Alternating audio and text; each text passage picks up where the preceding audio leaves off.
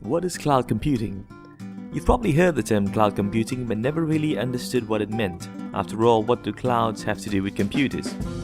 One way to think about the cloud is to treat it as another word for online. So storing your data on the cloud is just another way of saying you store your data online. As an example, think of email. In the past, if you had an email account, your emails were downloaded and stored on your own computer. If you lost your computer, you lost your email. Now things have gotten easier. With web-based emails like Gmail or Yahoo Mail, your email sits on their servers and you can access it anywhere you have an internet connection. In other words, your email is on the cloud. So things like Gmail and Yahoo Mail could be thought of as email on the cloud. And it's the same for storing photos.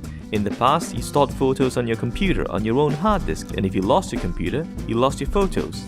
Now you have Flickr that allows you to store your photos online. Or in other words, it allows you to store your photos on the cloud. Email and photo storage are just examples of the many things we do online these days. We have accounting software, video editing software, even word processing software, all operated through your web browser. With things like Google Docs and Office 365, we've even moved word processing and Excel spreadsheets online, so you can create, edit, save, and collaborate all your documents on the cloud. The only software you need installed on your own computer would be a web browser, and that's it. Now there are good reasons to do this. First, companies like Flickr, Microsoft, and Google are far better at keeping and archiving data than you. So it's far less likely that you'll lose your photos or documents due to a hard disk crash or a stolen laptop. Secondly, you don't have to worry about updates. Since the software sits on the cloud or on the cloud provider's servers, the cloud provider usually takes care of the software for you, including the updates and everything else. Lastly, its price.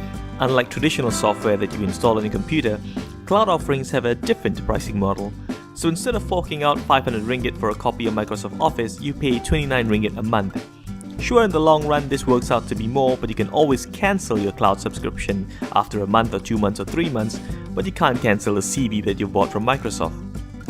Plus, the added benefits of being able to view your documents anywhere in the world, on any machine, and not having to worry about updating the software means a lot of people, and especially companies, prefer the cloud computing model.